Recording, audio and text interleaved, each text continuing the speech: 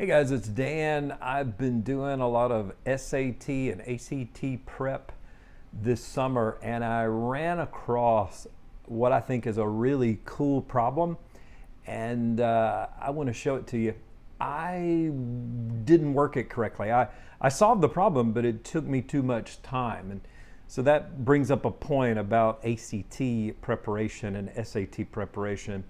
You know, the ACT is 60 questions of mathematics in 60 minutes. So if it takes you a whole lot longer than 60 seconds to solve the problem, maybe some of the later problems it might take you 2 minutes, but if it takes you more than about a minute and a half or 2 minutes, you're not doing the problem the way they want you to. So there are some shortcuts, there are some secrets.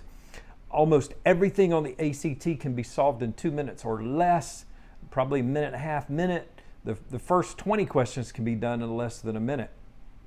This problem took me a while because I didn't do it the right way.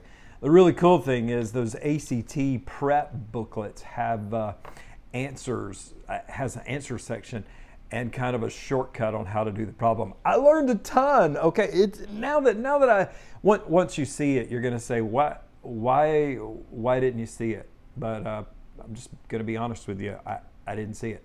So here's the problem. Let me show you the problem. Here's the problem. So the problem is, hey, guess what?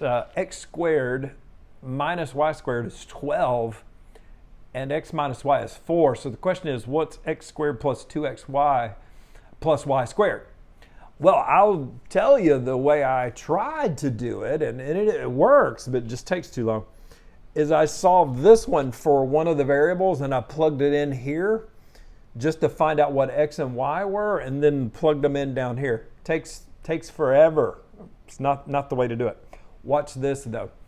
The better way to do it is to realize, and maybe you guys already realize this, I'm just the only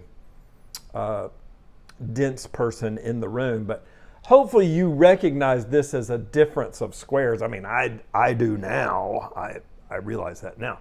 So what you could do is think of that as a difference of squares. And of course, you know, if you're a high school student, you should know that a difference of squares factors to be this. So I'm going to rewrite that. So that equals 12. And look at this over here. They're telling us that x minus y is 4. So this is 4. So what does that mean this is then? So if this is 4, then what's that? Well, obviously that's 3, right? 3 times 4 is 12. And then you have to recognize that as x plus y times x plus y. X squared plus 2xy plus y squared is just x plus y. Let's see if I can fit that in down here. And maybe that's not obvious to you, but if you're a high school Algebra 2 student or above, it should be obvious to you. You're supposed to know these things. If you FOIL this out, if you multiply this out, that's just that. So here's the thing. If this is 3, and it is, then what's 3 times 3? 9. That's 9. That's how easy that was. So let's just get our heads together on what just happened. What just happened is that we're looking at what seems to be a pretty complex problem.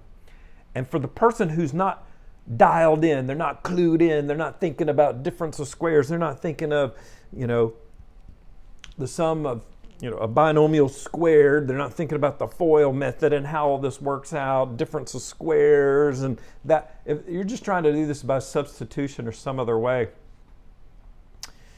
you just don't have enough time for that. You're not going to finish the test. Well, here's the secret. Here's a shortcut. Learn from my mistake. Learn from my failure, what not to do, and hopefully learn what to do. Anyway, I thought this is a really cool problem. It's easy now that I see it. Hopefully you see it too. Hopefully you could apply this in a different situation. They may not ask the question on your ACT test exactly the same way, but they're going to do something somewhat similar. All right. See ya.